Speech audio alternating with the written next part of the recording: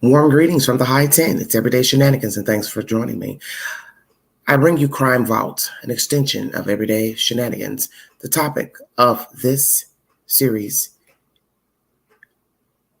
are the deaths of Nicole Brown Simpson and Ronald Goldman.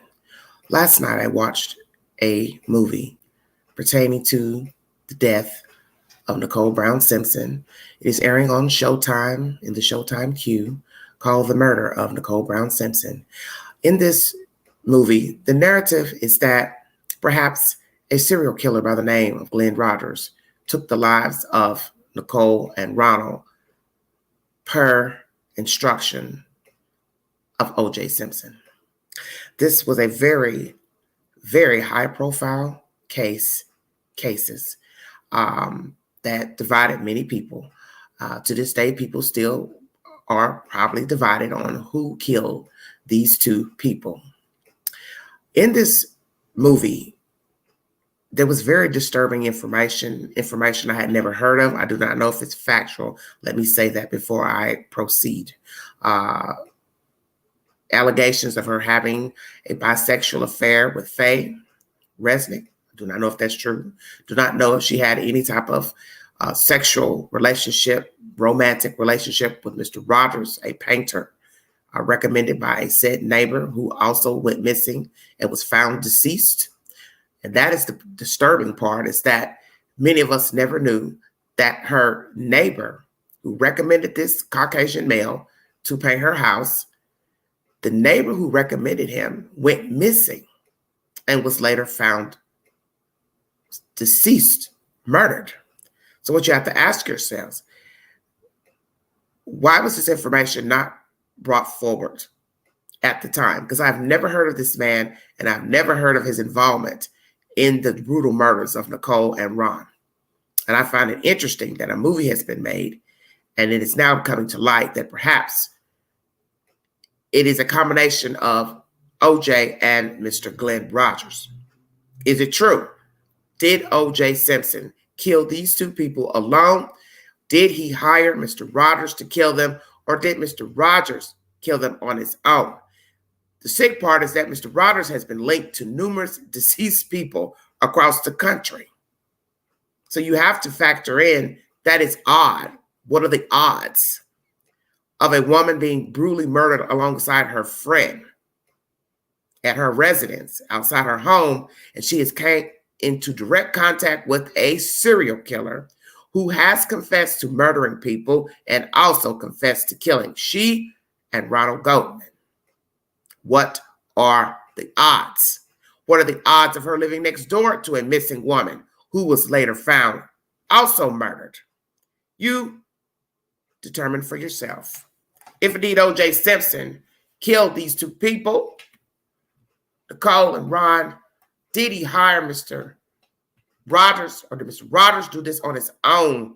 Who killed Nicole Brown Simpson and Ronald Goldman? This is Crime Vault. Thanks for joining me. If you'd like to donate to the channel, $ Big Angie 129. Cash App. All Super Chats welcome during the live. This information is by History. June 12th, 1994. Nicole Brown Simpson, famous football player, O.J. Simpson's ex-wife, and her friend Ron Goldman are brutally stabbed to death outside Nicole's home in Brentwood, California, in what quickly becomes one of the most highly publicized trials of the century, with overwhelming evidence against him, including a prior record of domestic violence towards Brown. O.J. Simpson became the chief suspect. Although he had agreed to turn himself in, Simpson escaped with friend A.C. Cowlins in his white Ford Bronco on June 17th. He was carrying his passport, a disguise, $87.50 in cash. That's $8,000 plus. Simpson's car was spotted that afternoon, but he refused to surrender, immediately threatening to kill himself. He led police in a low-speed chase through the freeways of Los Angeles as the entire nation watched on television. Eventually, Simpson gave himself up at his home in Brentwood. The evidence against Simpson was extensive. His blood was found at the murder scene. Blood, hair, fibers from Brown and Goldman were found in Simpson's car and at his home. One of his gloves was also found in Brown's home. The other outside his own home, and bloody shoe prints found at the scene matched those of shoes owned by Simpson. However, Simpson's so-called dream team of defense lawyers, including Johnny Cochran and F. Lee Bailey, claimed before a national television audience that Simpson had been framed by racist police officers such as Detective Mark Furman. After deliberating for 3 hours, the jury acquitted Simpson. He vowed to find the real killers, but has yet to turn up any new leads. In a civil trial brought by the families of the victims, Simpson was found responsible for causing Goldman's death and committing battery against Brown in February 1997, and was ordered to pay a total of $33.5 million, little of which he has paid. In 2007, Simpson ran into legal problems once again when he was arrested for breaking into a Las Vegas hotel room and taking sports memorabilia, which he claimed had been stolen from him, at gunpoint. On October 3rd, 2008, he was found guilty of 12 charges related to this incident, including armed robbery and kidnapping. Sentenced to 33 years in prison, he was released on October 1st, 2017. History.com is the source for this said information. Thank you all for joining me.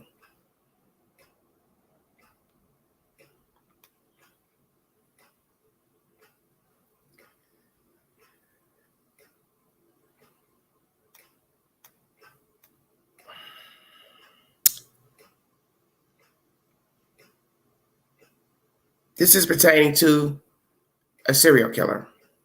As I said before, Showtime is airing a movie, The Murder, Nicole Brown Simpson. The narrative is spinning that perhaps this Caucasian man killed her in conjunction with O.J. Simpson. It is just a narrative. As I just brought you information about history, there was overwhelming evidence linking Mr. Simpson to the crime, but he was acquitted of all said charges. To date, some people still believe that OJ did it, didn't do it. I will say at the time, I didn't think he did it. I thought some of the evidence was questionable to lead to his guilt. But due to the Mark Furman business of the nasty tapes of him calling Black people racist slurs, my mind drifted off of OJ at that time. Now, over the years, I've come to believe that perhaps, yes, OJ did this, because you have to explain blood mixed in with the victims. How would that be possible? It wouldn't be possible unless you were there. You committed the crimes. You aided the crimes, whatsoever. But in the end, there's still people who believe that OJ is innocent. There are people who believe he is guilty. But now we have the narrative of a serial killer possibly having involvement in the murders of Nicole Brown Simpson and Ronald Goldman.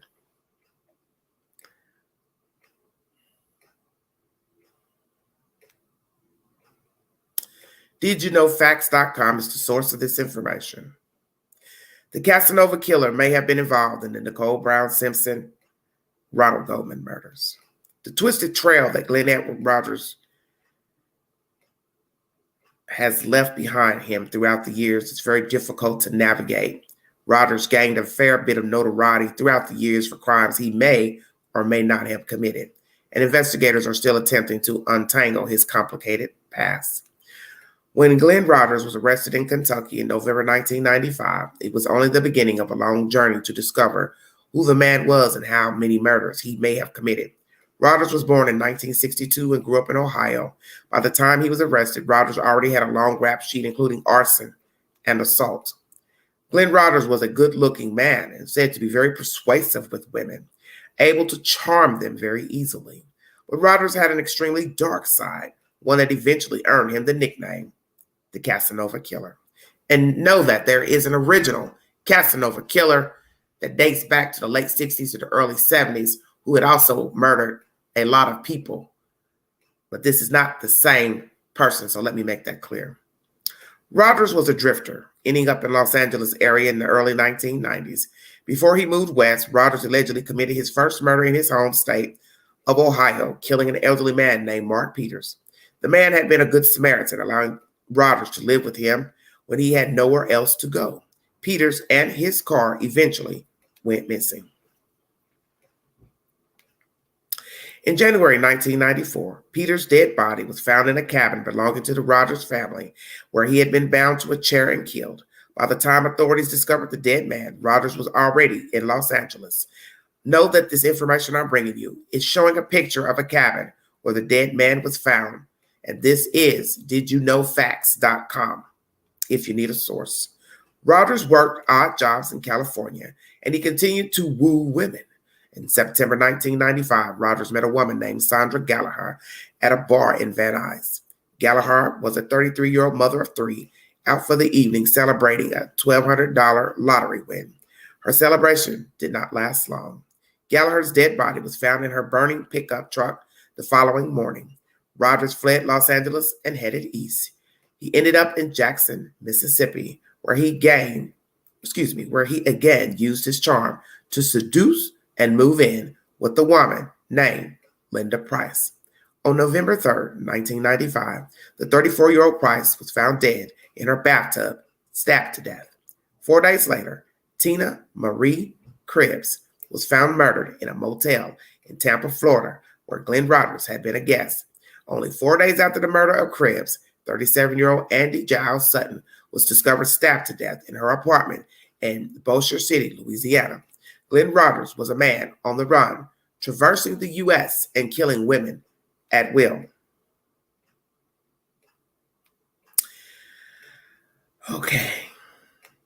Police started to connect the dots, linking Rogers to the slayings across several states, and a nationwide manhunt was issued for the Casanova killer.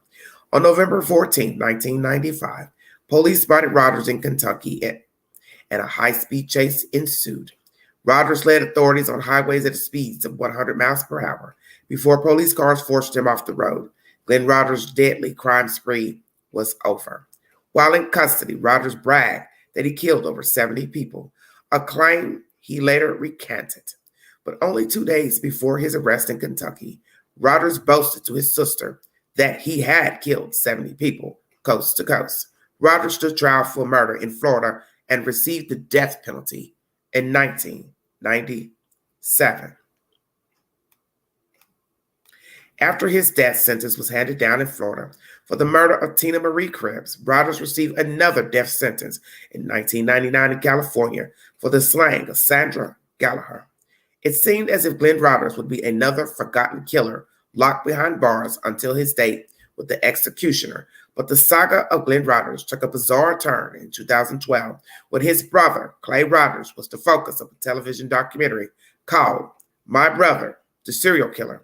If you need verification for this said documentary pertaining to the brother's account of his own brother, Mr. Glenn, you can tune into the ID channel, Investigation Discovery. This was uploaded 9 years beforehand. And this is the brother holding a photograph of his own brother, Glenn, who was wanted at the time. In the documentary, Clay Rogers claimed that his brother Glenn admitted to him, other family members, and to authorities that he was the person responsible for the high-profile murders of Nicole Brown Simpson and Ronald Goldman. It was one of the most famous crimes of the 20th century. The wife of football legend O.J. Simpson and her friend were found brutally murdered in Los Angeles, June 1994. O.J. was tried and acquitted. Everyone had an opinion as to whether he had done it, and many people still debate O.J.'s innocence. Glenn Rogers claimed that he worked at Nicole Brown Simpson's house as a painter. In the 2012 documentary, Rogers' family members claimed that the convicted killer had told them that he knew Simpson was rich and he was going to take her down. He later confessed that none other than O.J. Simpson himself had hired him to break into Nicole Brown Simpson's house to steal back a pair of diamond earrings. When you watch this movie, you will see a break-in of the said home of Nicole Brown Simpson. And I'm assuming that that part of the movie is in relations to what this man is alleging against O.J. Simpson hiring him to steal back earrings. And we do later know after the fact that O.J. has done this before pertaining to hiring people to go into a hotel room in Las Vegas to retrieve allegedly stolen memorabilia that he thought belonged to him, when we know that those things were auctioned off and sold to whomever. Very interesting information. The LAPD did investigate Rogers' claims, but no one has ever been convicted of the murders of Simpson and Goldman. Did Glenn Rogers have anything to do with the murders, or is he simply another condemned man looking for publicity? Glenn Rogers, the Casanova killer, may have been responsible for dozens and dozens of murders throughout the United States, but unless he decides to open up and divulge everything he knows to authorities, his past will remain distorted by lies and half-truths. Very interesting information. This is by didyouknowfacts.com. Thank you all so much for joining me. This is a very, very interesting information, because in the end, you're entitled to your opinion pertaining to O.J. Simpson, Nicole Brown Simpson, Ronald Goldman, who was dating whom, who was doing what, stalking whom. But as I said, in this documentary, in this movie, that's airing on Showtime as I speak, the murder of Nicole Brown Simpson is a very wicked storyline and narrative of perhaps Mr. Glenn being the killer. Because as I said, her neighbor actually was a missing person, the same person who recommended Mr. Glenn to Nicole. This lady goes missing and is later found dead, murdered. You have to ask yourself, what are the odds of that? Two women living near each other, talking to each other, and later both found dead. Is it possible that this man crossed the paths with O.J. Simpson? Assumed he was a wealthy man, took the bait, and went in and killed this lady. When you watch the movie, you will see that allegedly she had an affair with him. Faye stopped by the house one day when she had company, which happened to be Mr. Glenn, allegedly in the bedroom. They had a little slight disagreement. The woman said something out of the way to her, Faye, assuming she had company. She's acting funny. And then she was coming on to her. And then she was telling her, I like you, blah, blah, blah, whatever, but not now. It's a very wicked story because, as I said, I never knew of Nicole Brown Simpson being bisexual, nor did I know that she was sleeping with her alleged friend, Faye Resnick. It's a very wicked story. You see this guy pacing back and forth, Mr. Glenn in her house, talking to himself, using the name Charlie. Well, when you go and watch the interview of O.J. Simpson, speaking of the book, If I Did It, Charlie is the person he mentions as a hypothetical to who may have killed Nicole and Ron. So don't you find it interesting? O.J. Simpson mentions the word, name, Charlie, as a hypothetical culprit in the murders. And allegedly, Nicole walks up on her lover in her house, talking to himself in a schizophrenic state, talking to a Charlie. But there's nobody in the room. Are these accounts told to the living people? And this is their account, Faye, Kris Jenner. Who are the people that they interviewed for this movie? Because I'm telling you, when you watch the movie, it is sickening. It is baffling. They also showed the murder scenes of Nicole and Ron. Very brutal how they died. And the thought of how they died is just about as worse as looking at the photographs of the decedents. Creepy, yes, indeed. Thank you for joining me. This is Everyday Shenanigans, and you're watching Crime Vault. Thank you all so much. So far, I brought you commentary by History.com, didyouknowfacts.com, and now we'll bring you information by LAmag.com pertaining to this said movie that I'm speaking of currently. Thank you so much for joining me. Los Angeles Magazine is my source number 3.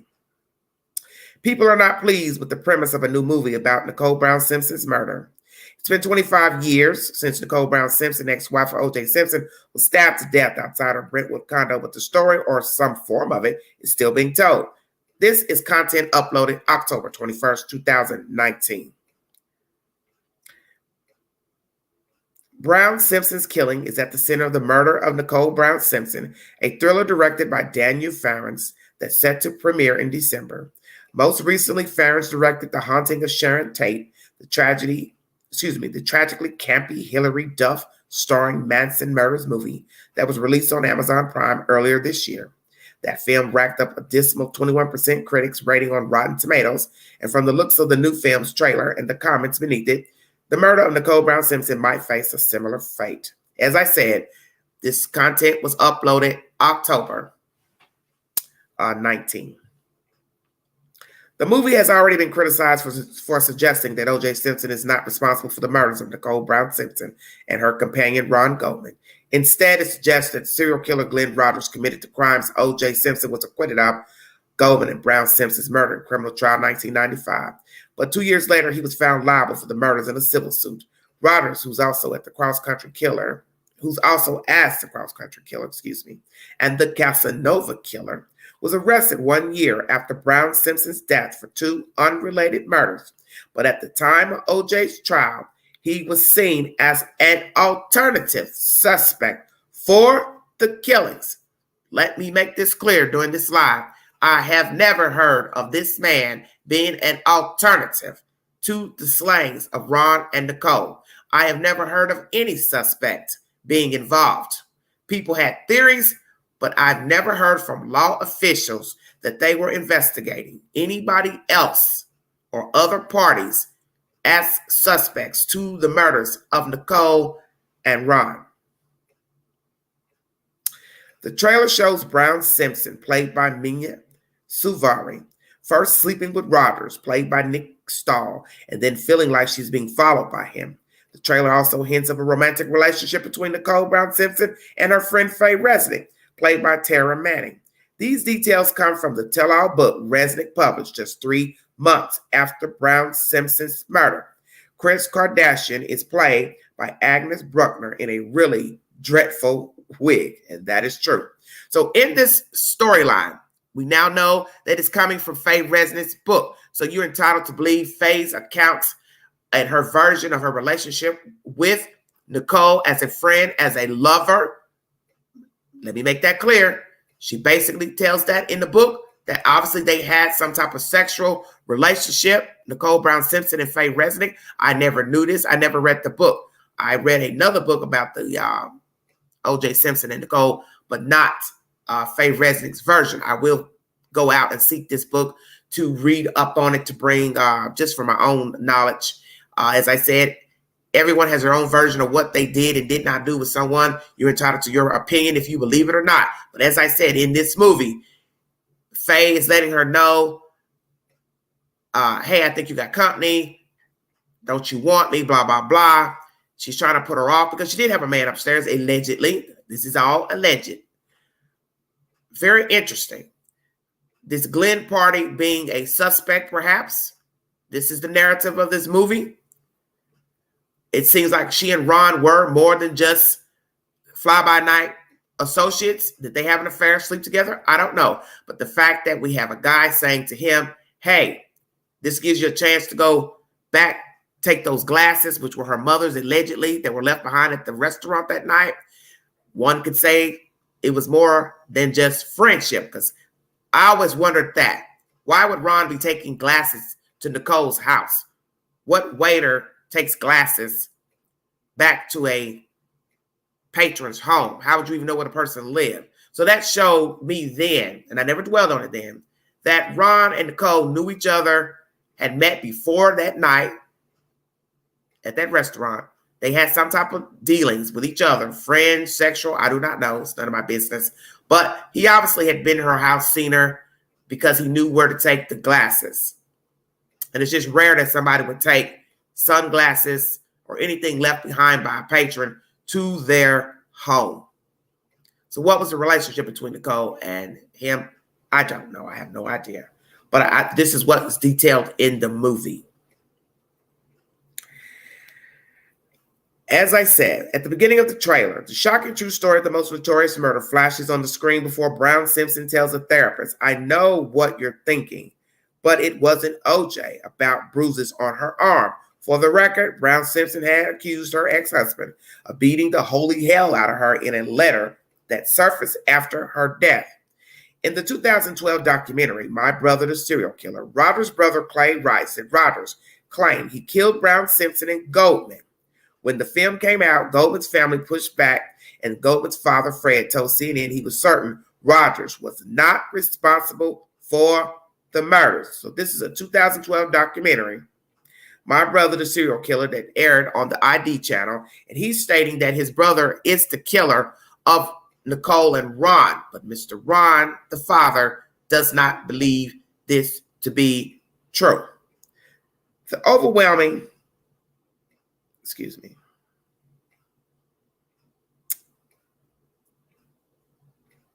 one second.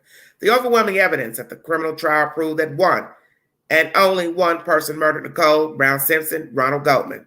Goldman said in a statement to CNN, "That person is O.J. Simpson and not Glenn Rodgers." Users on Twitter are rightfully confused about the movie. Some have wondered aloud if O.J. Simpson wrote it, considering it if clears him of any wrongdoing. As one user put it, "I'm sorry, effing what?" Very interesting information. Los Angeles Magazine is the source for this information that I'm bringing to you. As I said, this movie has a lot of weird things about it. It's creepy. She feels like she's being stalked by the painter, which is Glenn, the now known serial killer. Her neighbor goes missing. Her neighbor is later found dead, brutally murdered. Like I said, what are the odds of two women living near each other brutally murdered? Even though there's overwhelming evidence against O.J. Simpson, blood, hair fibers, bloody glove, footprints the size of his foot, you still have this element looming. If Mr. Glenn is also involved, did he kill these people by instruction, Mr. O.J. Simpson? Did O.J. pay him? O.J. was known to stalk her property, so he had to seen this man coming and going, perhaps.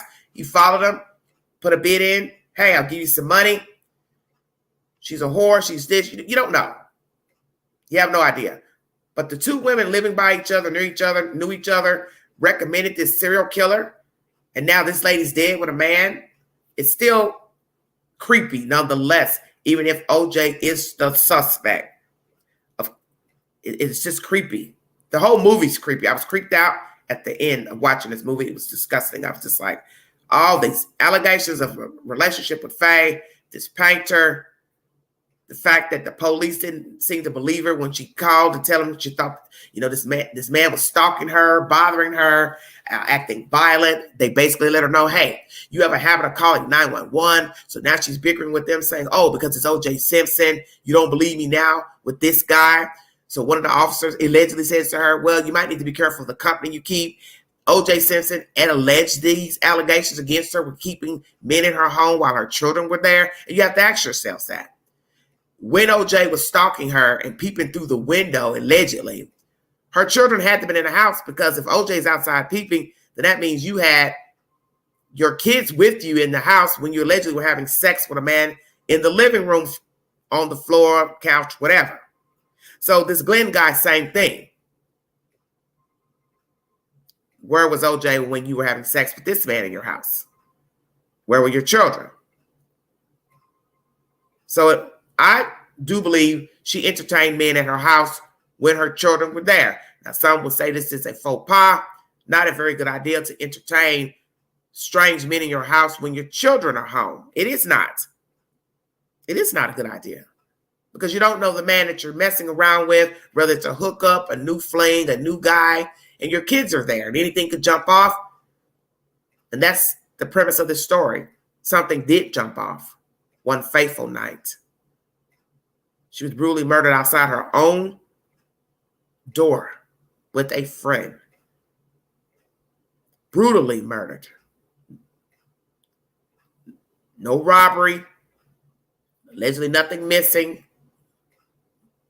Just brutally murdered And to this day, 2022, no suspects have been brought forward since the trial of O.J. Simpson and Mr. Simpson being acquitted. Thank you for joining me. This is Crime Fault. I will now bring you my next set of information.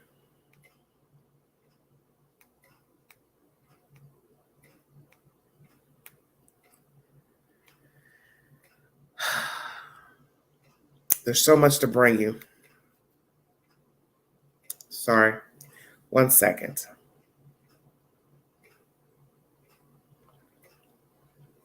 Who is Glenn Edward Rogers? Wikipedia is the source. Glenn Edward Rogers, born July 15, 1962, also known as the cross-country killer or the Casanova Killer, is an American serial killer. He was convicted of 2 murders and is a suspect in numerous others throughout the United States, including being mentioned and considered by investigators in Los Angeles County as a possible alternative to suspect O.J. Simpson in the murders of Nicole Brown Simpson and Ron Goldman. Although as of 2022, nothing has developed regarding these allegations, Rogers was featured on the TBI 10 Most Wanted Fugitives list after a crime spree that began on September 28, 1995, with Rogers' first authoritatively established murder. As I said, he's on death row. Born July 15, 1966, age 55, of Hamilton, Ohio. Other names: cross-country killer, Casanova Killer, height 6 feet. Incarcerated at Union Correctional Institution awaiting execution. His convictions are armed robbery, arson, grand theft auto, murder, criminal penalty, death, victims. 3 convictions, 3 plus more suspected.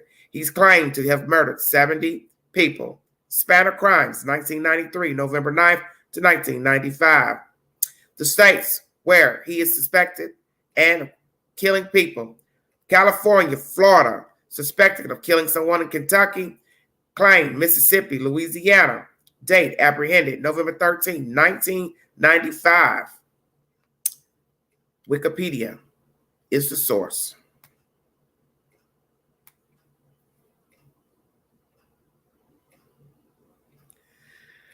Okay.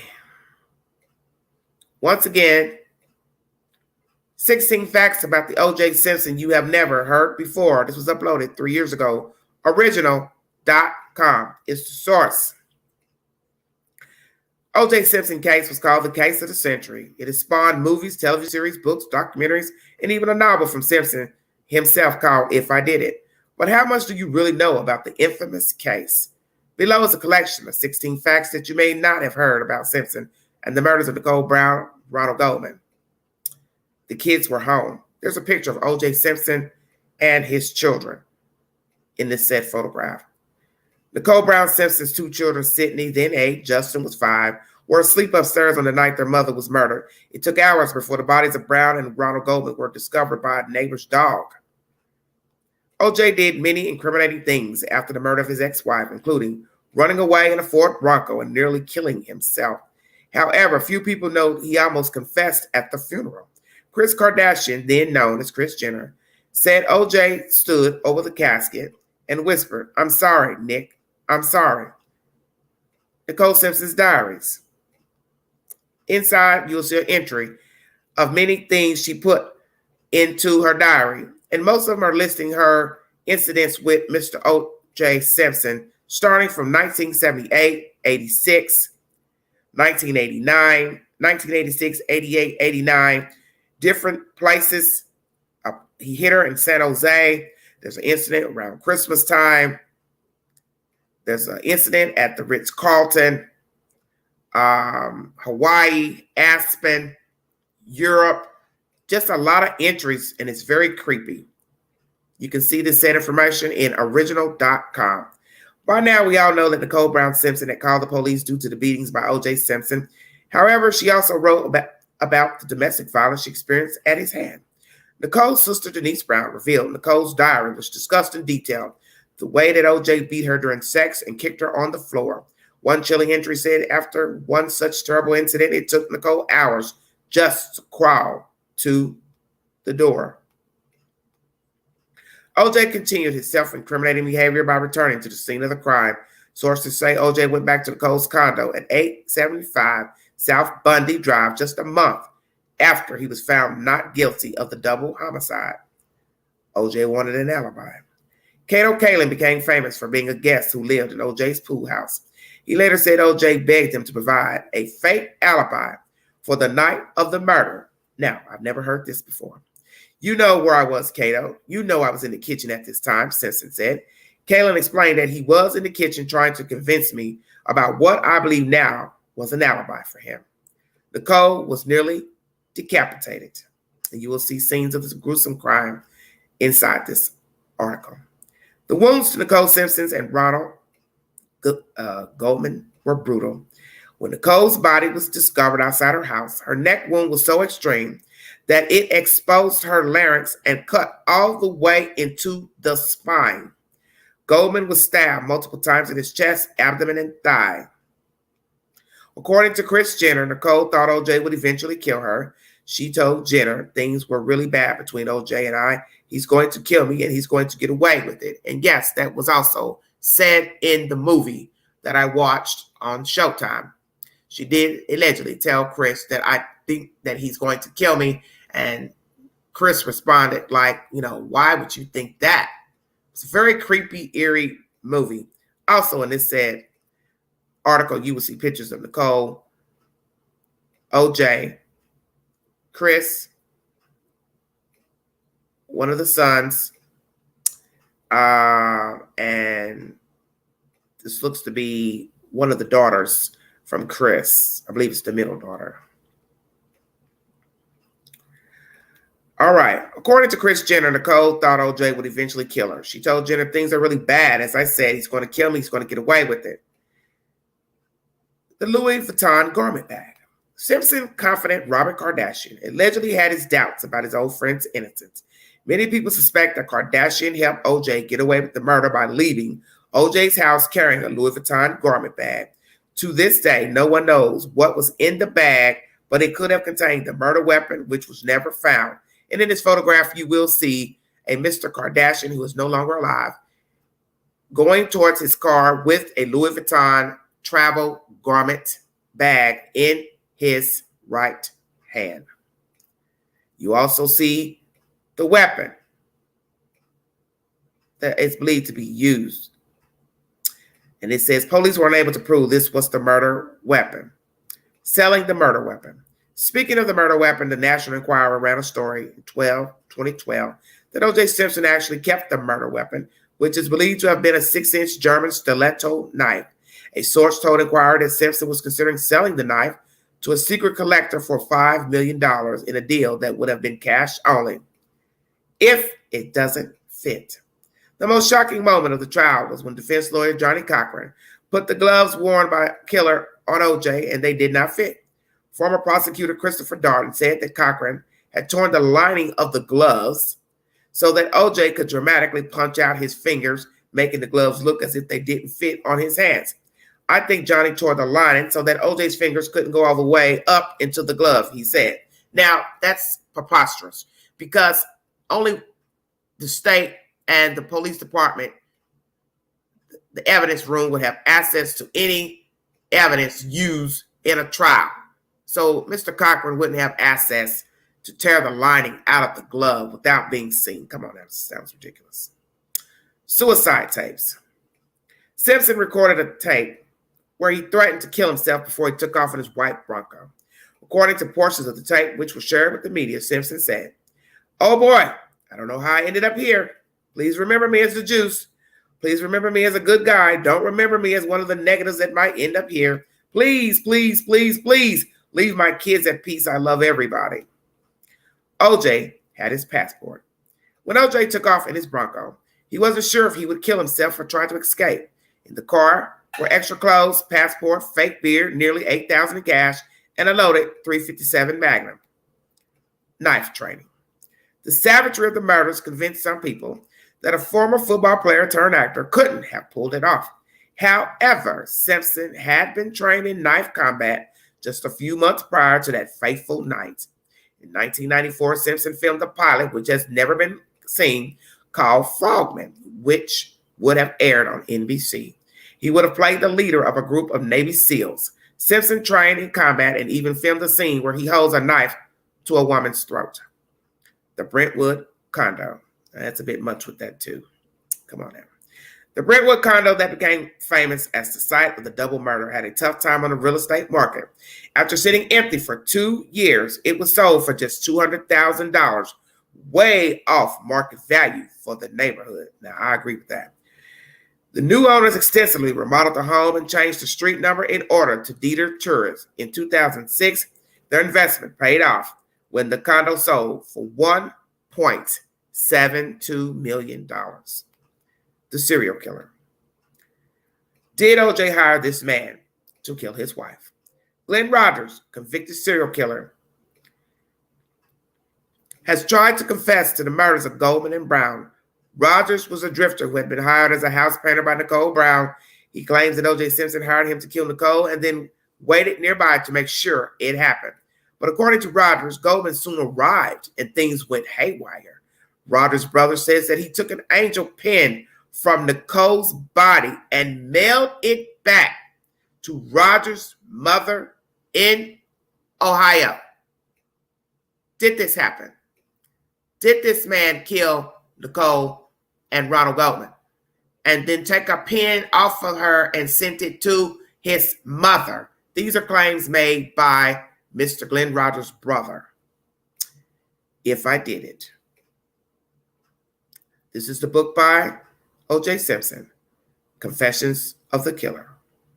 In 2006, Regan Books was set to publish a quasi-memoir by Simpson called If I Did It.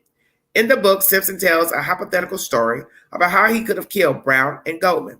After public outcry, the book was not published. However, after the Goldman sued Simpson and won a verdict for wrongful death, a court gave the family the right to publish it on their own and take the proceeds. The book's title was changed from If I Did It, Here's How It Happened, to If I Did It, Confessions of the Killer. Seems like more appropriately would have been I Did It, Confessions of the Killer. Original.com is the source for this said information. Thank you all for joining me.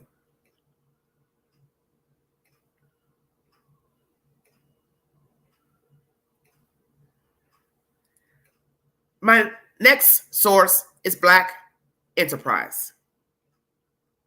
This was uploaded several years ago. Florida death row inmate confesses to O.J. Simpson murders.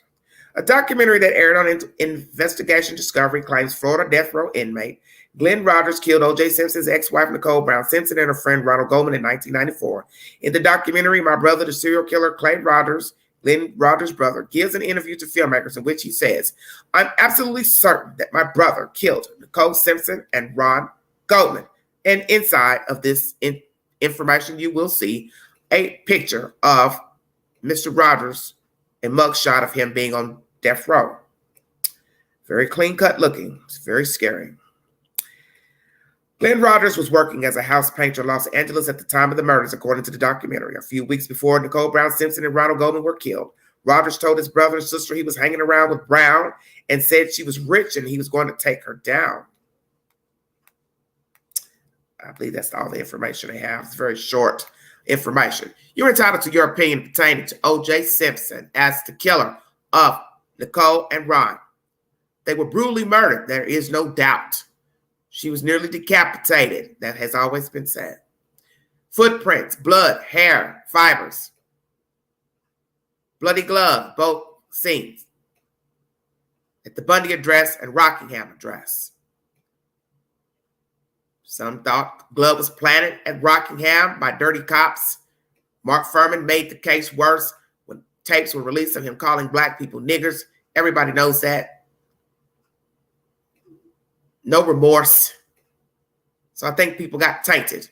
There's also a movie that came out pertaining to a documentary, I believe it was aired on ESPN about OJ. I believe it was the OJ Simpson series. The thing I learned about that series is that those people were tired. Very tired and disgusted with the trial. They were turning on one another. They had had enough of the OJ Simpson trial and the shenanigans that came along with the trial. They were turning against each other, fussing, fighting, jumping on tables, talking to people. It was a madhouse. And I believe what I saw in that short documentary pertaining to O.J. Simpson, because this is what happens during a trial. People become befuddled with information. People become conflicted. People become conflicted with the people they're in the room with. People start to get agitated because they want to go home. They want to go to work. They're missing their work. They're missing their pay. They have lives. They have bills. They have children. Then they realize, hey, I just don't want to be on this damn trial. So they want out. They want out. And that's something people probably don't know. It's that the people were turning on each other behind the scenes, the 12 members of the jury. So naturally, that will be a problem in coming to a sound decision of guilty or not guilty. And you don't want people fighting and fussing and becoming disoriented and disinterested in the trial, because without them, you have nothing. And you want them to bring the correct verdict. But then that's the flip of the coin. What is the correct verdict? Because you're entitled to your opinion. Did O.J. Simpson murder Nicole Brown Simpson and Ron Goldman? I watched the movie on Showtime. I advise you to watch it if you want more information. You're entitled to your opinion. But the narrative of the movie is claiming perhaps a serial killer killed these two people, aided by, instructed by O.J. Simpson. Very creepy movie, eerie movie. Because this woman comes in contact, Nicole, with Mr. Glenn as a painter recommended by the neighbor who ends up murdering herself. Information I've never heard of to this date. I've never heard of another suspect. I never heard of a neighbor being missing that knew Nicole, talked to Nicole, recommended a painter who is now a known serial killer. We cannot just throw that out and pretend this didn't happen, because now it's out there. So you have to take everything with a grain of salt, and also to question. Did she have an affair with this man? Did he start stalking her? Did he come in contact with O.J. Simpson? Did O.J. Simpson pay Glenn Rodgers to kill her and Ron? What is the truth? And this man is now a known serial killer who was at the property of her address, her peripheral, around her kids. Whether he saw him, didn't see him. What is the truth? This is very eerie and creepy, and I find it very disturbing that Los Angeles Police Department never told anyone publicly that Mr. Glenn Rodgers was a suspect at the time. Evidence against OJ or not, you still should have told the public that he was a suspect, because now anybody is going to really start to question why you didn't mention it when we know why you didn't. Because you thought you had the right guy with your evidence. But you can't say that it's not creepy. In fact, if this man allegedly had contact with the victim, contact with the other victim who was her neighbor, and she's now dead, that is too eerie for me. And I'm not dispelling any evidence of OJ, blood, hair, but I do find it weird and creepy and eerie that a serial killer had access allegedly to Miss Brown, and she's dead, and her neighbor is dead.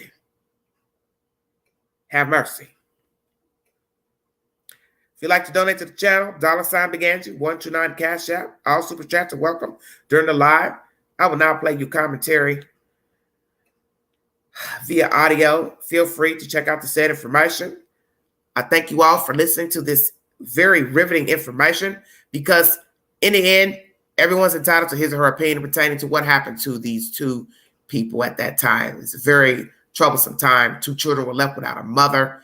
All the allegations of O.J. Simpson abusing her physically and mentally, different women, affairs. That's also mentioned in the movie, that he slept around with everybody. So that's what I find strange. Why in God's name would he want to kill her when he was already sleeping around with different women? So one could say it was some issue of control. He wanted to control her. He lost control at the end. They were divorced. He couldn't move on. But they had been divorced 2 years at the time of her death. So that's even more baffling. Who kills a person and you've been divorced for 2 years? Now, there are allegations that they were trying to get back together at one point, but she realized he hadn't changed, so she kept it moving, Miss Brown.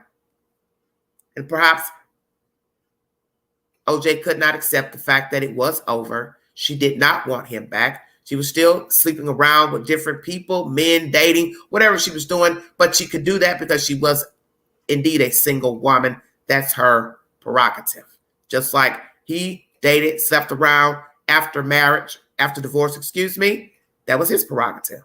And it is also, as I said, alleged he slept with numerous women during his marriage to Miss Nicole Brown. Thank you for joining me.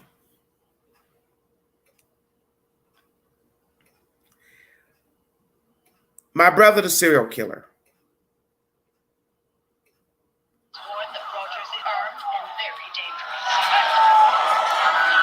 I came to a realization I wasn't turning in my brother.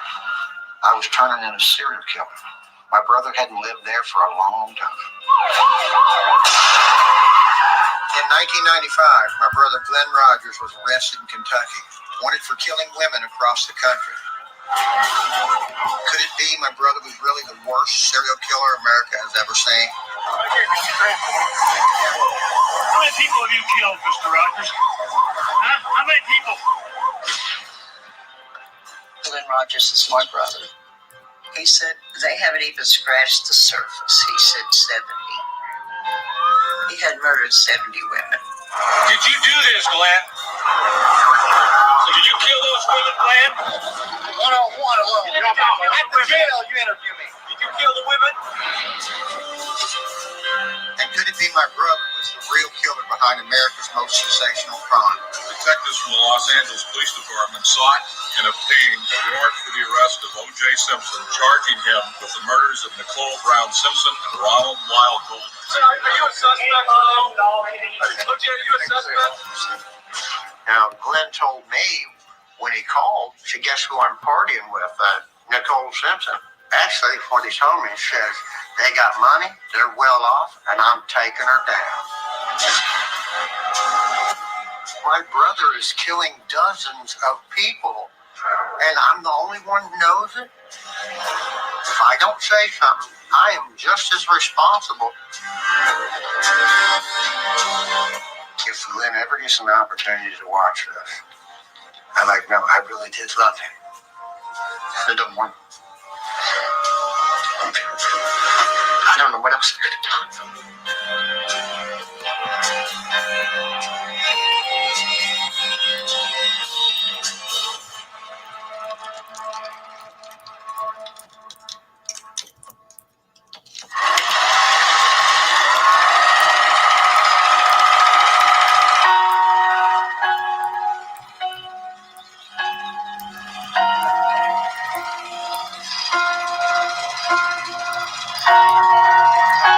When I see Glenn as a baby, I just wonder what went wrong, what happened to him. You know, he's just a little innocent child to grow up to be a monster, so they say, and kill people. I don't know what happened. I think you either go one way or you go the other. You get filled with love or you get filled with hate and anger. That's what you get filled with first. If you're cared for, loved, and encouraged, then you're going to turn out a good person.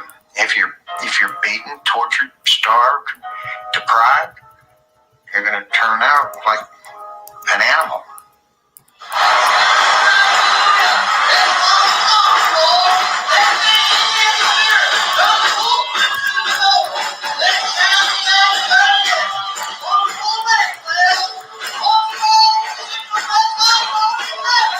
My name is Sue Rogers, and I'm the oldest child, and Glenn Rogers is my brother. My mother's name is Edna Mae. She was always into church, full gospel Pentecostal, and they used to sing on the radio. And she was brought up real strict. You know, she couldn't wear pants or shorts. She had to wear skirts real long and no makeup. And they went to church like 3 or 4 times a week.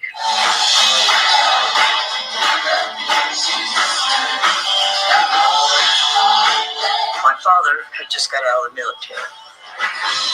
Oh, my mom said he was the most gorgeous man she'd ever laid her eyes on. She wondered why he would pick her, because he could have anybody he wanted. But she was beautiful, too. Well, my name's Clay Rogers. I'm the exact middle child. There's 3 older and there's 3 younger. Claude Rogers was my dad, born in Lee County, Kentucky. And the big thing down there was moonshine. Because my grandma and mom wouldn't let them bring any alcohol down there. They had bottles stored all over the property. My dad, Claude, was a hard-drinking, moonshine-making, gun-playing man. This is where they used to keep the still where they made the moonshine at. And when my dad married my mom at a very young age, she was a church-going woman.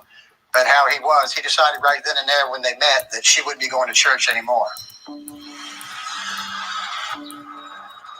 I love my mom and dad. They did the best they could do. They're not perfect. Back then, you had to go to a judge and to get permission to have your tubes tied so you don't have any more children. And mom and dad went in front of a judge to ask him that, and they already had 5 kids. And he said, no, your life's not in danger. So the next child born was Glenn. It's kind of ironic, isn't it? Huh? At Glenn's birth, I think it was the worst possible time. Dad lost his job due to his drinking, so we had to move. And that was the only house that would rent to somebody with 7 kids. And Mom had to tell him we only had 4. It's the only house we could afford. I can remember eating oatmeal, government oatmeal, for 3 years, breakfast, lunch, and dinner. You're hungry, you steal something at somebody's house.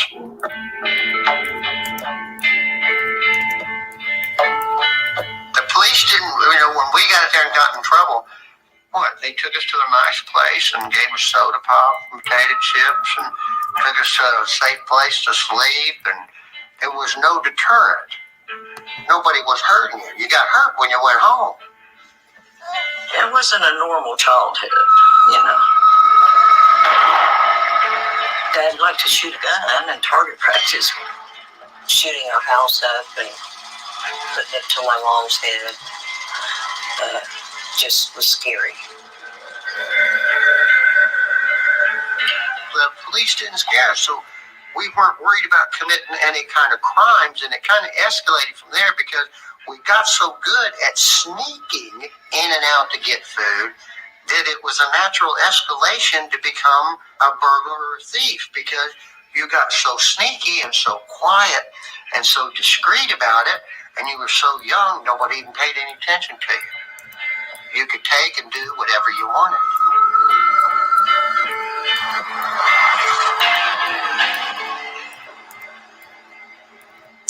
I was about 11 years old, and Glenn was about 8, when I took him on one of his first burglaries. The blue house on the corner is very important because it's the first time in my life where I made a conscious decision to commit a crime, and I took my brother Glenn with me. We ended up almost being caught and jumped off the roof. We got away at that time. Within a couple of days later, me and Glenn were in the park. Glenn hollered at me and says, "I'll be right back." Didn't know what he was doing, but he went right into that house with a lady in the yard hanging up laundry. Went in and took her money, came back out the front door and over to the park to me.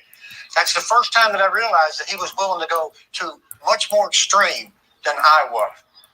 Clay was using him, breaking into places and using Glenn to go in. He was smaller, plus if he got caught, he was a juvenile, and he wouldn't go to prison or jail. He did what I told him to do when we were going through this stage, okay? He was younger, so I was kind of protecting, and he would share bad things with me, so there was a bond there. What I've been doing is going through the microfiche at the libraries and looking up old stories about us, like this 100 burglaries in 90 days that we were arrested for back in 1973, 74, and 75. The judge branded me the ringleader, so I got sent to reform school. Then I got shipped off to the Army when I turned 17. Glenn spent his teens going in and out of Ohio's juvenile prison system. Glenn was sentenced to TICO, which was a reform school for juvenile offenders. And while he was out there, a couple of the guards, I've seen evidence of it, were sexually molesting him while he was there. Oh, Lord. I even seen one of the notes that the guard had sent back with his mail to his cell. Get back to your cell, get it up, I'll be there in a minute.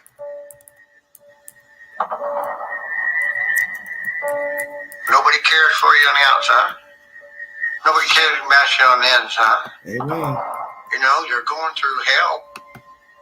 So when you get out of that situation, I went up and got him. Did you think he's can be a normal person by then? This is a sad state of affairs.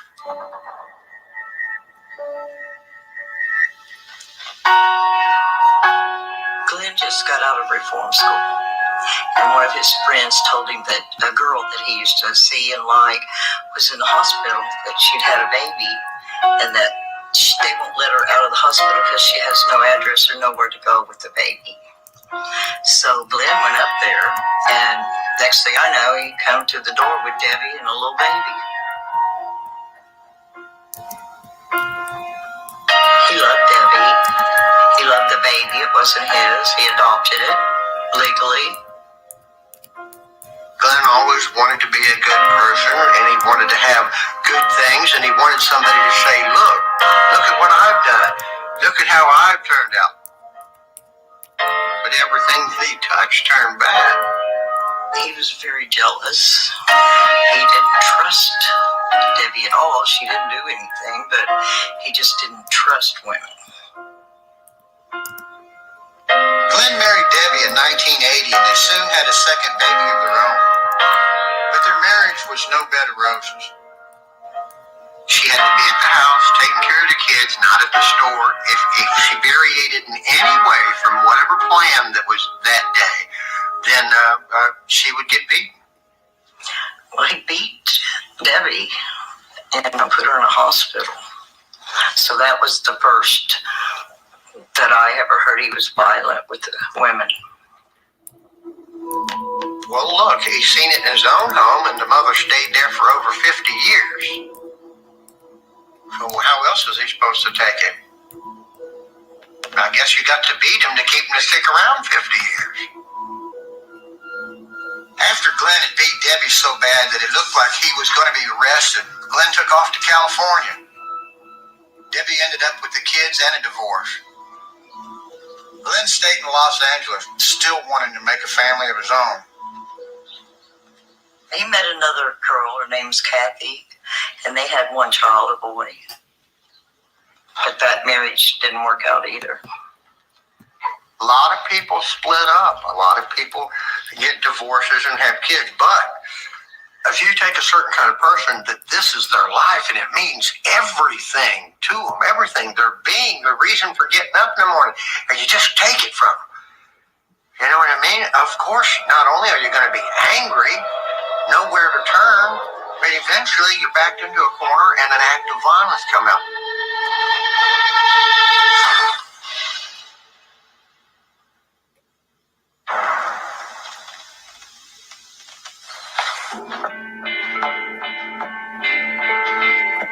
After Glenn split from Kathy in 1984, our dad Claude got sick and died. Glenn started to unravel even more. He was doing drugs, getting arrested a lot, and traveling across the country when he wasn't in jail. And when he came back home to Hamlin, he'd be more violent, taking more risks and more chances. This is a sketch of an armed robber that robbed a gas station down the street from my sister's house with a steak knife, a butcher knife. Well, it was My sister showed me the same newspaper article. She was going to lose her home or be evicted, and Glenn went out and robbed this gas station store and brought her the money back to save the house. All right. That's the said information. As I said, you can tune into the ID channel for the said information on the documentary of the brother giving his assertion of the relationship and information about his brother, Glenn. One moment, please. I'm typing something. Okay, hold on. Thank you all. Thank you all so much for joining me. Yes, everyone seems to have a lot of problems. You can go into the YouTube queue also and get the said information via other parties' networks to hear this documentary pertaining to Glenn. This information is by his said brother. ID channel is the source for the interview. I'm going to play information of Mr. Mark Furman. I thought this would be very interesting information to play. Thank you all for joining me. This is Crime Vault, an extension of Everyday Shenanigans, where I bring you crimes that took place that have an ending or not. But they are older crimes that transpired here in America. And I will try to bring you more updates pertaining to older crimes. Please check out my content pertaining to Scott Peterson, the Atlanta child murders. You can go into my library and see the said information I uploaded in the past 2 weeks pertaining to that case. Perhaps the state of California will give Mr. Peterson another trial because someone lied on their questionnaire about being a victim of sexual, not sexual, but physical abuse. She's being exempt from the state to testify in court to give her said information. She will not be held account of the information that she did not divulge in becoming a juror. And perhaps this will weigh in or not weigh in Mr. Peterson getting a new trial. Please check out the queue for that said information. Please check out the queue for my information brought to you about the Atlanta child murders. Did Wayne Williams kill those said children and or the people he was convicted of murdering the men? This is pertaining to Mark Furman. Thank you for joining me.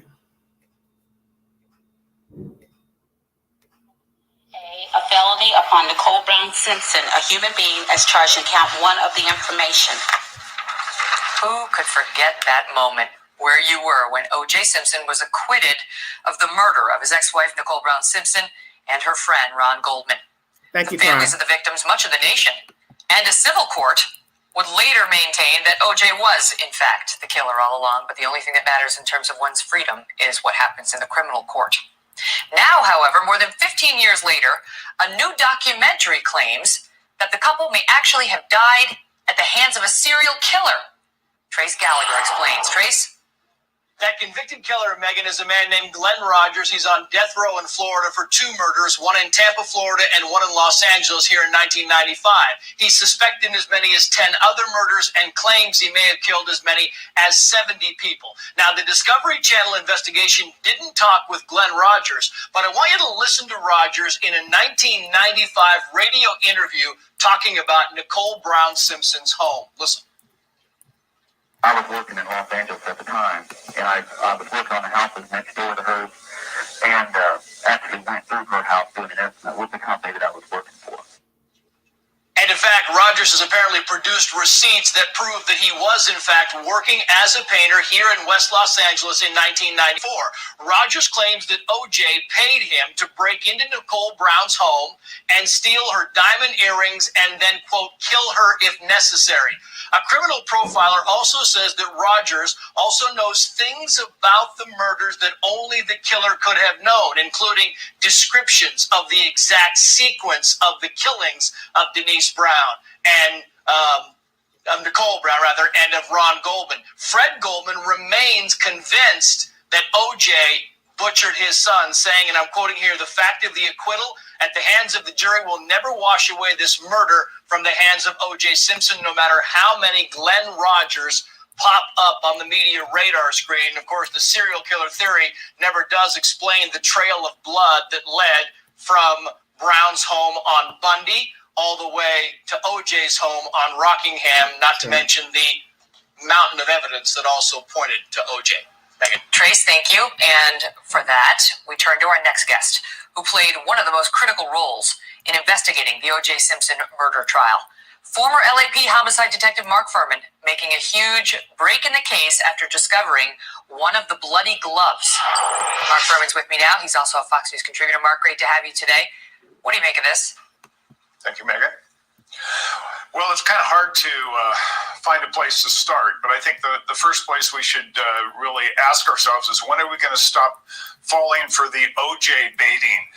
And this is really what this is. You have a serial killer that never was recognized as a prolific, organized, or even interesting serial killer, if he was. He takes detectives out to find bodies that he can't find.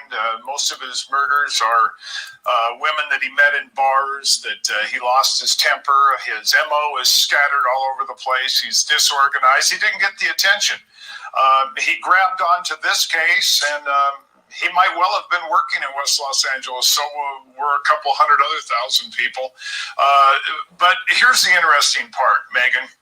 The Discovery Channel, which might in the future be called the Clueless Channel, takes this because somebody is writing a book, the brother. They're taking information, hoping they can sell a couple 100,000 copies of this book before everybody realizes this guy knows nothing and Glenn Rogers knows nothing. And let's not forget this. Glenn Rogers has no appeals left on his death penalty, and he is waiting execution. He really has nothing else to do. So we may be dealing with the ramblings of a bored serial killer who's got too much time on his hands in prison. But what of the report that he allegedly knew things about the murder that only the killer could have known, including a detailed description of the exact sequence of the of the victims? Well, Megan, if you, my book, Murder in Brentwood, I have a whole chapter on exactly how the murder progressed from beginning to end, all the injuries, the blood trail, everything that the scene said. So even in 1997 to date, all he had to do is pick up the book and read it. And I would probably venture to say that he doesn't even have a working knowledge of those items in there. And believe me, for 18 years, much of this information has been out in the public sector, so that would be nothing new. Well, speak to the evidence as it came out in that case that was, that pointed to O.J. Simpson as the actual killer, because he seems to be suggesting, I did it, and by the way, I had this relationship with O.J. Simpson, and I was supposed to steal Nicole Brown Simpson's $20,000 earrings. Just tick off some of the items against O.J. Well, if we're gonna play the game, let's say Simpson gave him $20,000. This guy's working as a painter. Then there should be some way to prove the influx of money, the phone records between the two, times and places they met. You can connect that up with times and places that O.J. Simpson was or was not. That's pretty simple to do. Obviously, that was ran through the ringer in 1995 when he started this, and obviously that panned out to be nothing. But then when you look at the crime scene, before we look at the crime scene, we have to take a quick break. So we'll leave it on. That's a good tease. Mark Furman on the O.J. Simpson crime scene. 1 second while they take a break. Hold on 1 second, you guys. All right. So Mark Furman's going to tell us why he just. Oh, Lordy.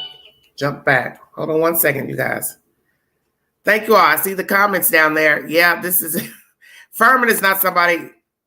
I really think Furman is the reason that they found OJ not guilty, because they were sick of each other, sick of the mess, sick of those tapes that came out of him calling black people racist slurs. I think that did it for most of the people. So they probably felt like, well, he's racist. He's at this rich man's house.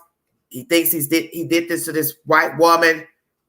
How do we know he didn't plant the gloves? Whatever, And I think a lot of people felt like that, especially a lot of African-American people. He does not believe, and in his view, no one should believe that anyone other than O.J. Simpson committed this crime.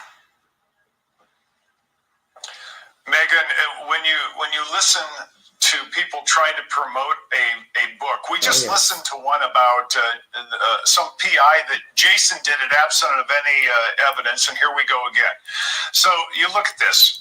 We have O.J. Simpson that supposedly hired this serial killer to steal 2 diamond earrings and kill his wife if necessary.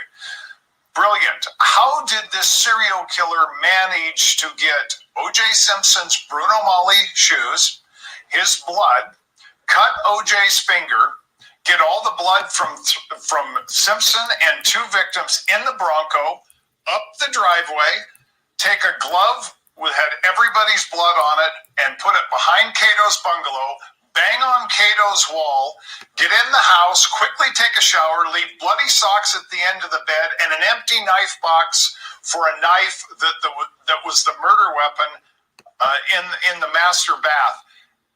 And then have Simpson not be able to account for how he cut his hand, where he was at the time of the murders. And then the whole thing is great, is Simpson would sell out anybody on the planet not to be in jail. So why wouldn't he come up? I hired somebody to steal some earrings from my wife, and he killed them. That's a big question. Why wouldn't O.J. Simpson and the Dream Team have said, "Oh, all right, we're going to have to cop to larceny because O.J. did hire this guy to go steal a pair of earrings, but he didn't murder anybody. It was this guy, judge. It was this guy, jury. They never offered that theory at trial." Well, of course they didn't offer that theory, and let's not forget that 1995 Rogers was shooting his mouth off about this then, but also nobody was paying attention to him when he was saying that he was a serial killer. He is a non-interesting serial spree killer that nobody really cared about and still doesn't. Now somebody's trying to make some money. But as a nation, are we this stupid that we fall for these media blitzes and this attraction that maybe there's something more interesting that we can squeeze out of this stale and pathetic and easily seen crime? As you know, people are fascinated by that case. Thank you, Mark. And we also want to thank the Discovery Channel for allowing us to use the footage from that special. The special, My Brother, the Serial Killer, airs tomorrow night, November 20th. All right, everybody. Thank you. That's commentary. Ooh, mercy. As it plays. Let me wrap this up for you guys. Thank you all so much for following the content and following Crime Vault. The one thing I will agree with Mr. Furman is that, yes, it's easy to throw something out for people to listen to, try to believe in a narrative because you don't want to believe the obvious. That's the only thing I will agree with. But his opinion means nothing to me, considering he doesn't even like black people. I don't think he likes black people now. Now, you do have some reformed racists. Kudos to you for finding your way. But as far as Mark Furman, I don't really care if he woke up today and told the world, yes, I like all Jews, Arabs, black folks, whomever. It means nothing to me. I do believe, as someone said in the chat, Van Adder, you all helped the case to get Mr. Simpson off. Because as I said, all it takes is reasonable doubt. It is the state's job to prove a person committed a crime. It is not the defense's job to prove anything. That's why they don't make a defendant testify, because it isn't his or her job to get up and explain nothing. It doesn't matter how it looks. It's not our job. It is the state's job. So when you have crooked cops, dirty cops, tapes of people coming forward, the lady brought those tapes forward. She was interviewing him for some cop documentaries, and she felt it was the right thing to do so people could see who Furman is.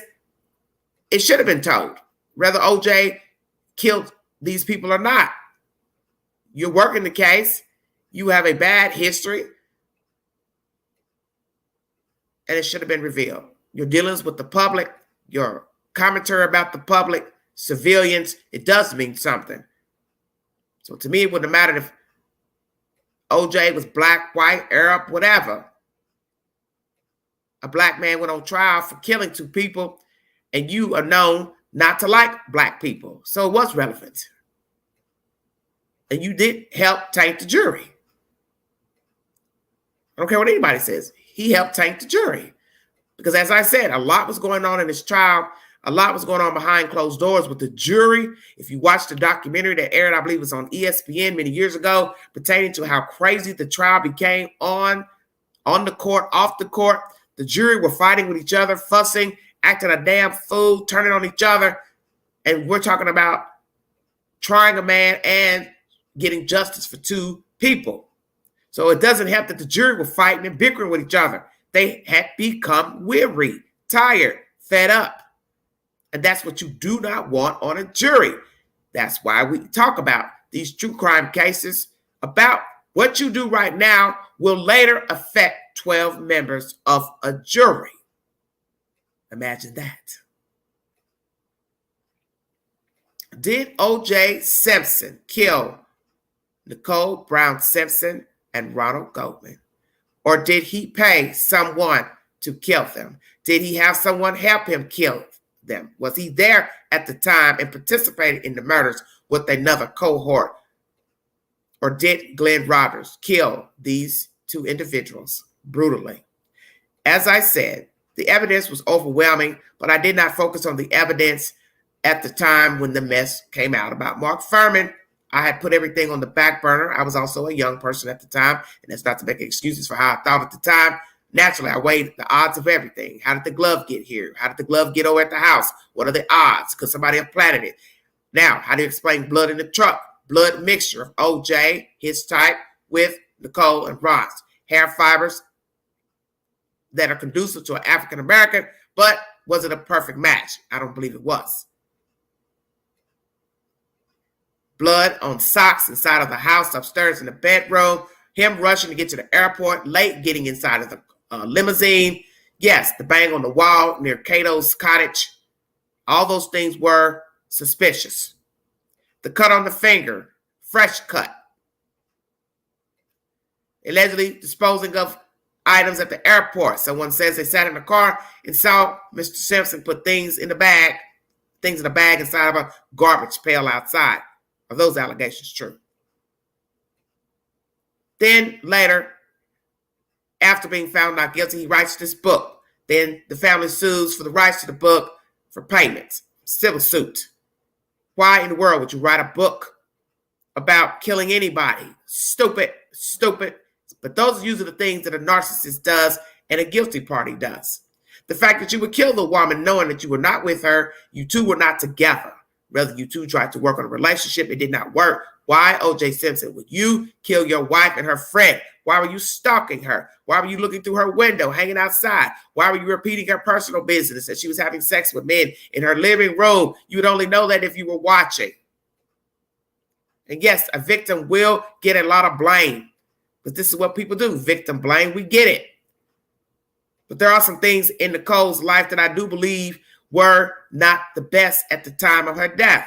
There are allegations of drug use. Now we have allegations of Faye saying they had a bisexual affair with one another. They party. That is a word that a lot of people use for using drugs. I never used that word for using drugs. I didn't even know that's what it meant until a few years back. So I had to be careful using the word party because people think you mean narcotics. When I said party, that's just what black folks said, to go out and have a good time and got nothing to do with no drugs. But just speaking matter of factly, the company you keep can get you hurt. Bringing in men in your house is not good around your children. That's common sense. Single or not, it's not good to bring men home to your house just because anything could jump off. And as I said, something did jump off. She got killed outside her own damn door. And when you watch the movie, they show a gate coming in to the entryway to the door. So if that is true, then the killer was already inside the gate. So how would you get inside the gate if that is true? I don't know if this is just for effects, this movie, how they portrayed the outside, but it's best to portray it as it is so people don't start to wonder, how did the person get in if it was gated, if the walkway was gated? But from what we've seen on TV, it never looked like it was gated. The pathway to the front door, just hidden by trees from the street. Very baffling story. What was the relationship with Glenn and Nicole? What's their relationship between Glenn and Nicole? As the information portrays, he did have receipts to work in West Hollywood at the time of the murders. But did he know Nicole? Did he work for her? Did the neighbor recommend him as a painter? Did he have an affair with her? Did he have access to her house? Did he break into her house? Did O.J. Simpson pay him to break in the house to steal jewelry or whatever? What is the truth? Did he ever meet O.J. Simpson? If he did, how did they meet? And how would he have met him to pay him to kill Nicole and then by mistake kill Mr. Rod? Whoever killed these two was there watching, because what are the odds that Mr. Ron Goldman would be walking up to the door, because they were outside murdered. So that means they were killed outside. They laid outside. 9 times out of 10, they were standing outside. So that means the killer either walked up, saw the two talking, went ballistic, or was already lying in wait. Doing what exactly? Wanting to knock on the door, peek through the window, ring the doorbell, what? Break in, what? Make it make sense. And that is the creepy part of this story. No matter what you believe happened on that fateful day, who's all involved? The creepy part is that someone was lying in wait. Someone was watching this woman, her home, and somebody killed her and Ronald Goldman viciously. And the one thing that never made any sense was how did the perpetrator kill them both without one getting away? Did Glenn know of the facts because he was there? Or as Mr. Furman said, he read his book, or just heard the alleged sequence of the murders? You're entitled to your opinion. Who was murdered first? Two people talking. Did he call her to say, I'm on my way? Your mother left her glasses. Somebody left her glasses. I'm on my way. Look out. Could it be that Ron walked up, viciously stabbed first? Nicole was waiting, and wondered where he was. Perhaps she opened the door, walked out. The killer stabs her. How did it go? Or as you see in the movie, Nicole was knocked down first, incapacitated, and then the killer stabbed Mr. Goldman numerous times till death, and then went for the ultimate blow, cutting Nicole's throat. And she bled out. Someone had to be incapacitated in order to kill two people. And that is the one thing that bothered me in this case, is how in God's name did one person take down two people at the same time? Ronald was not a small man, but obviously he could not fight off his attacker. The attacker won. Brutally, he won. And his death was brutal. Nicole's death was brutal. It is the most eerie crime to date. Two people minding their business and lie dead on a walkway. For what reason? Why would O.J. kill this woman and her friend? Why couldn't he have moved on? 2 years they were divorced. Why not move on? Ruin your reputation, career. Stayed in jail for a while without the company of your children. Crazy, chase, trial, acquitted.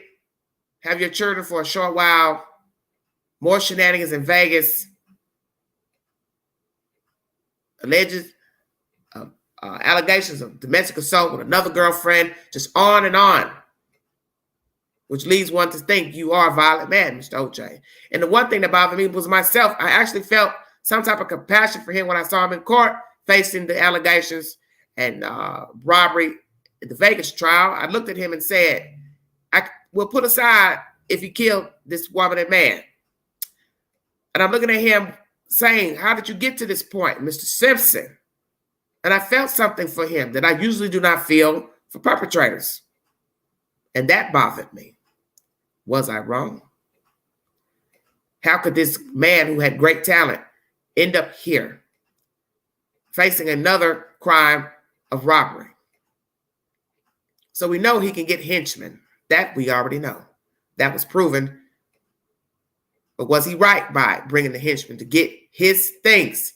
Did he mean for somebody to get hurt? Or it's just, hey, let's take a little weight. Let's take a little weapon. It'll scare them and give me my stuff back. And I get it. You want your things back because you felt like you earned it. But could that have been the ultimate payback? The state says, no, we're going to sell your things off because you killed these people. And the Goldmans won to get your things auctioned off. Payment. As they say, payback is a MF. Indeed. Perhaps this was his payback to be tried, found guilty, and sentenced to jail because of what you did to Ron and Nicole. Nowhere equivalent that time under 10 years for a double murder, of course. But maybe God was trying to tell OJ something. It's time for you to sit down, stand account. Well, he's now a free man. Hopefully he'll stay out of trouble. He's older now, 70 plus years old. He will sit down. But many argued, it was argued in court, that he had trouble with his hands, I don't know, arthritis or something, so he couldn't have done it. But we already know that some of us have a lot of things, carpal tunnel arthritis. But indeed, if we had to fight for our life, we probably could bring a blow to the head, to the throat, bat, knife, gun, whatever. Stay woke. He wasn't a fragile man in 1994, O.J. Simpson. He had enough strength to get down. I think most of us know that. O.J. Simpson, brutal killer of two people. Nicole Brown Simpson, Ronald Goldman. Did he do it? Did he hire Mr. Glenn or somebody else? Did he bring somebody else with him to exact the killings? Did Mr. Glenn Rogers kill Ron and Nicole by himself? And as I said, what are the odds that two women knew each other, lived near each other, died brutally? What are the odds in the same time frame, short distance from each other in time? That is rare. Unless both knew the killer and the killer is the same killer. Just saying. Thank you all so much for joining me. If you'd like to donate to the channel, $ Big Angie, 129 Cash App. All super chats are welcome during the live. This is a very riveting case. Please comment below this video when it is uploaded into the queue. Feel free to verify the said information in this upload, this live. Any information is found in the YouTube queue as well. And all articles have a source if you need verification for the said information. This is some very riveting information. And if you would like to refer to the movie that I watched, which gave me the idea for this live, go to Showtime in their library. And the movie is The Murder of Nicole Brown Simpson. Prayers to the Brown family, the Goldman family. You're entitled to believe what you want about the murders of these two individuals, Mr. Simpson, Mr. Rogers. But in the end, two people lost their lives for no damn reason, because there was no reason to kill these people. And no other reason was ever brought forward by the courts to say why they deserve to die so viciously. This is Crime Vault, extension of Everyday Shenanigans. Thank you for joining me. Have a safe weekend.